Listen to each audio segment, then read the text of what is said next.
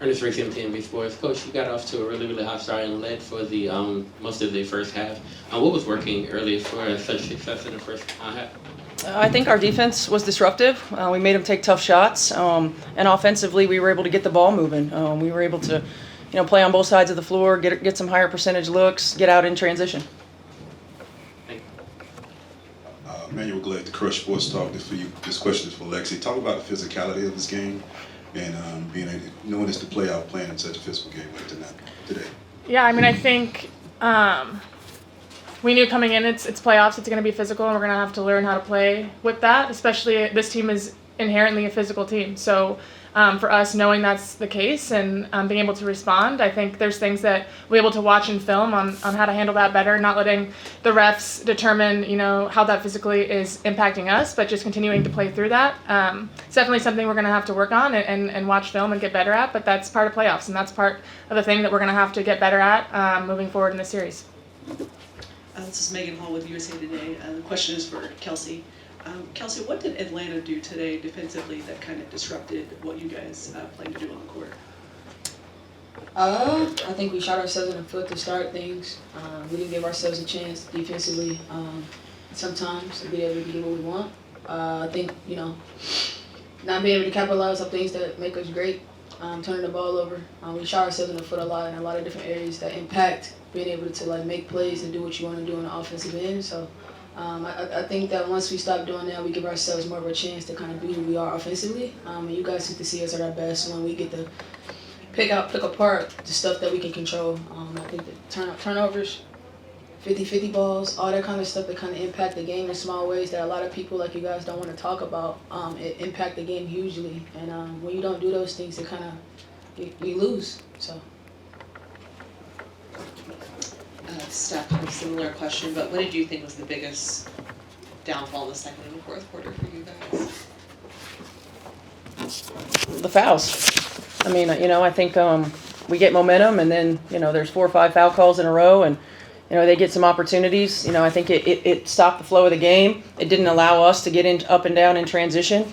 I think that their physicality took us out of our rhythm. I don't know who that is. Excuse me, Mike. Here, let me pull them off. Excuse me. It took us out of our rhythm sometimes. The ball didn't move quite as much. But the games are at this time of the year especially, but mostly all the time, it's the margins. 18 second chance points. Their ability to outscore us from the 3-point line, and they're going to get some because they're a really good 3-point shooting team. It's the ones where we're overhelping or we're losing our guy. We're in rotation when we don't need to be. We're not closed up. We're not aggressive in our switches. All of those things. They're fast. They're long. They make you work throughout entire possessions. Offensive rebounds that we gave up at end of clocks, or when we played really good defense. So. It's a lot of little things. I like where we are. I'm proud of our group for continuing to fight, and we're going to be better on Tuesday. Yeah, just talking about the fouls, obviously I'd used both your challenges in the first half, and it seemed like the tensions boiled over in the fourth with those technical fouls. Just how frustrating was that today? It's very frustrating. Very frustrating. Nobody likes to use their challenges in the first half, especially when they're successful. And look, it is what it is. This is not anything that's new. I think how we adjust, how we use it to our advantage on one end and try to be disciplined enough to not on the other end. It's an equal chess match as it is for playing an opponent, right? So, I think that's just an area that we're going to have to dive into how we get an advantage. This question is for Lexie. Just guarding Ryan Howard, what makes it such a difficult, matchup between the two of you? Yeah, I mean, she's a great player. She's long, she's athletic, she's physical. She can score at every level. So, I mean, it's a challenge. You have to be locked in the entire possession because she's continuing to move. And I think she also does, a great job using ball screens, using off-ball screens. She's a good player, and there's a reason, she's as good as she is. And it's exciting for me to get to compete against her, and I love the challenge. And I think our team does a great job at not guarding her just one person, but having each other's back and guarding her with 5 people, guarding all of their players with 5 people. But yeah, she's a great player, so I'm excited to play against her again. Kelsey, what has to change between now and game time on Tuesday for y'all to come out with it? I think at the point of attack, defensively and offensively, we gotta be the one to punch first. Like literally, you gotta be the one to throw a couple punches first. When it comes to making an impact on a game, you can't allow them to do it for you. I think you give yourself an edge here as a home team. So when they punched us hard, and so we have to do the same thing, vice versa, in order to get our momentum and get our rhythm running fast and off the ground early. We got to be early in our communication on defense, and I think we're gonna have to compete. It's gonna be a gut check win if we want to win. You're gonna check your gut every possession. I think it's just about it sounds crazy, but who got it more? Who's gonna dig deeper? Who's gonna take the extra punch, the extra step, the extra 50-50, the extra everything is important going to Tuesday.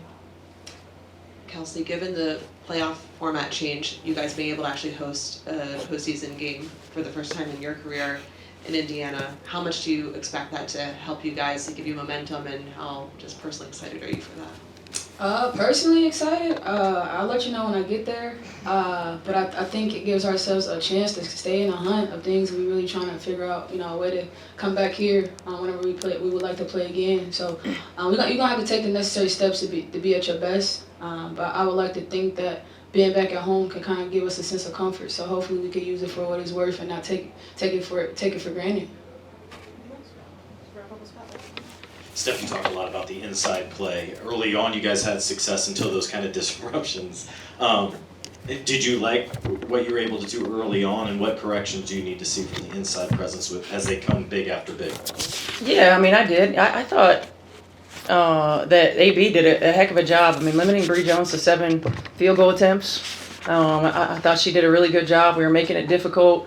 It's because of the way that you have to guard all 5 positions, and because of the way that they space the floor and move, it makes it tough. There are certain things that you have to live with, and you just want to try to make it as difficult as possible. And we it's going to be an interior presence. We got to limit the threes, which I thought for the most part we did. We just didn't do a good enough job of countering with making some. And we got to limit the free throw line, too. And in doing so, that allows us to play in rhythm and play in flow. It was just too choppy in the second half. How do you try to generate some offense? I know Boston getting in foul trouble, obviously being the hook, changed a lot. But how about offensively in that second half? Yeah, I thought we got a little stagnant. We held the ball a little bit too much. Didn't get it moving side to side. Get to multiple actions. We got a little tunnel visioned on trying to get it on the first or second look.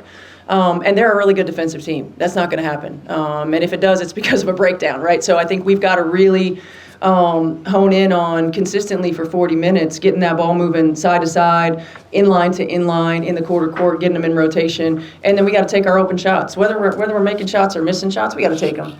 We can't get hesitant. And I thought we did a little bit at times. Thank you. Huh?